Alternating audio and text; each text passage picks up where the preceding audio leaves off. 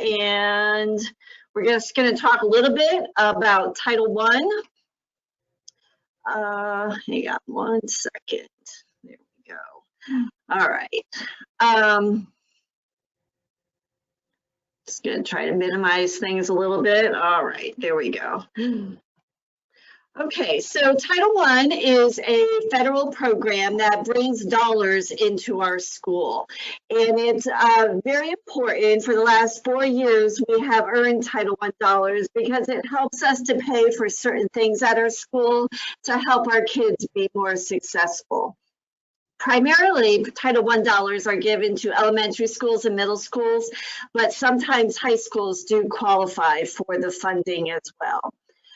So each year, the federal government decides how much money is going to be distributed to the state, and then in turn, the state decides how much will be distributed to the district. And charter schools are a part of that calculation.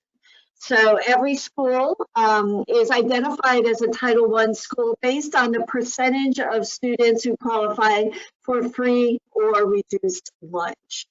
And every year, when we do find out that we qualify, we have to write a school-wide plan, and that's based on input from all of our stakeholders.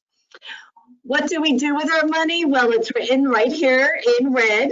All the categories are available to us, but as a school, we feel like it's important to hire a part-time algebra teacher, and that's Ms. Sanchez, and she works with Ms. Grabowski in the math classroom. And Ms. Molinaro is a part-time paraprofessional, and she works primarily in the English classrooms. The other things that we do are at the bottom of this list, and that is purchasing Chromebooks for student checkout. And that's come in, actually that's become vitally important this year as we dealt with COVID. So it's been a good use of that money. So Title I each year, it makes us go through a process of collecting data and information from surveys, input from parents, students, as well as staff members and our board members. This year, we received $29,500, and again, primarily that is being used to pay for the salaries of our 2 part-time employees. We also received $5,750, and that primarily paid for the Chromebooks, but it also helps us to offset some basic costs for mailing information out, postage, and printing. So if we were here in the building, we would be providing a lot of food to you as well. So maybe we will be able to do that in January when we have the meeting again. As a Title I school, parents have the right to know certain information about our school. And one of those important pieces of information is if a staff member or teacher is teaching out of field. And actually, we just mailed out letters last week, so you should have received them in the mail. If indeed your child is assigned to a teacher that is currently assigned out of field. Each one of the teachers, and I believe we have 4 of them, currently has a plan in place to bring themselves within certification requirements, and hopefully that will be completed by the end of this year. Also, Title I requires that we work closely together with families, and we have to come up with a few documents each year that need to be shared. The first one is a school improvement plan, but because we're a charter school, we're not mandated to write a school improvement plan, but we have something in place of that, and that is our goal planning that we set each year with Pinellas County School Board. So each year we have, I think this year we have 14, maybe 15 goals, and they're analyzed by a statistician, and we always generate new goals for the new school year. And actually, we're meeting next week to finalize those goals for the current school year.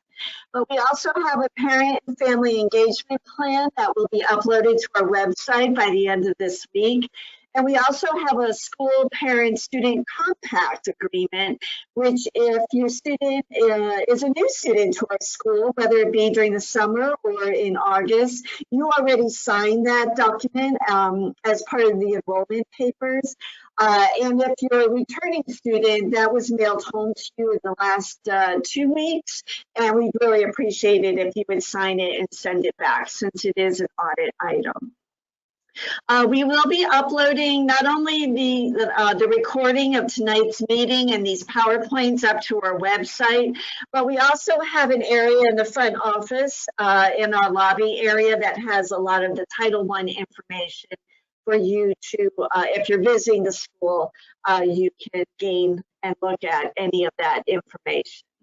I've already talked about the compact, but I just want to make sure you're aware, staff and students have the ability to give us input into that compact, and we revise it each year.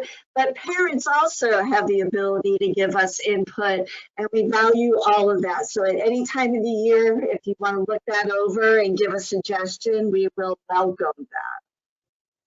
As a Title I school, we really value communication with parents. We find that our students who have families that are very involved and help with students' motivation levels to get to graduation is a win-win on both sides. So, so we do encourage communication. We do encourage you to reach out to the homeroom teachers and meet with them to find out your students' progress towards graduation. And this is a parent advisory council that is at the district level. And if you want any information about that, the website is located right here on the second bullet of this slide. And accountability, there is definitely accountability with any federal grant dollars. The first bullet is school grade, and we don't fall into the category much like the larger high schools where you get a grade of A through F. But we do get an accountability rating, and we've done quite well with that in previous years. So we've always excelled at the highest level.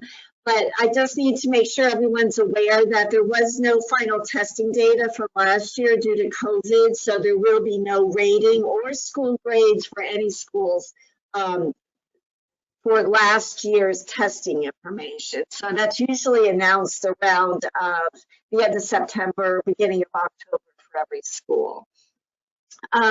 Population and enrollment is something that we are constantly monitoring.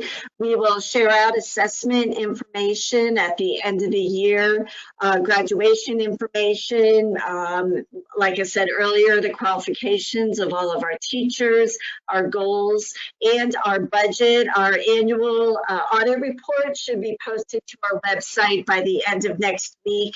It's going to be presented to our board meeting on Monday night. So it'll be uploaded right after that. And this is information if you wanted to go to the Department of Education portal to find out information about our school. And this is reiterating what I just shared, that there will be no information this year because of the lack of testing last year. All of the standards are followed at our school. Actually, the curriculum that we use, which is called the APEX curriculum, is already aligned with the Florida standards. So we are assured that we are covering everything that other high schools are covering.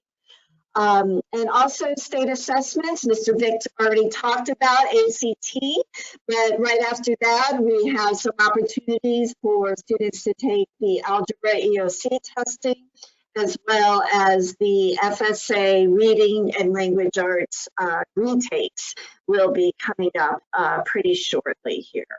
And then the EOC testing for biology, US history, geometry, and Algebra 1 will be given in the months of November, December, March, April, and May. So yes, we are testing a lot.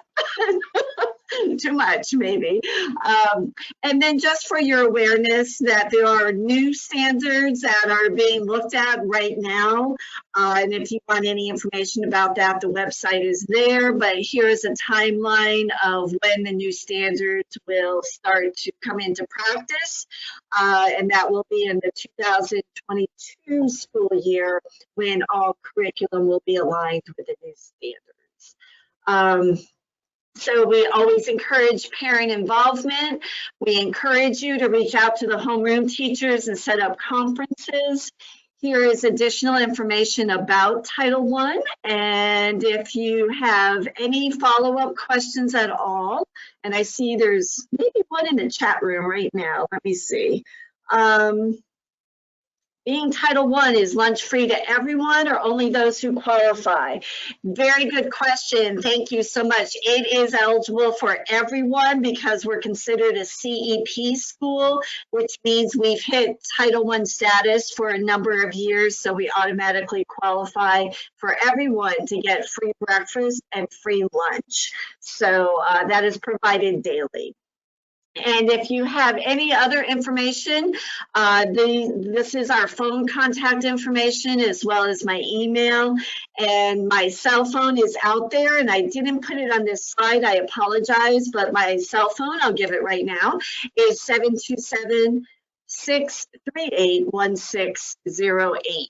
So we really appreciate everyone participating in tonight's meeting virtually. We really miss interacting with you in person and getting to talk to you. But please reach out to your homeroom teachers and get the information you need about your child's progress. We really appreciate all that you do. We look forward to seeing you at a graduation real soon. Thank you very much for attending this evening.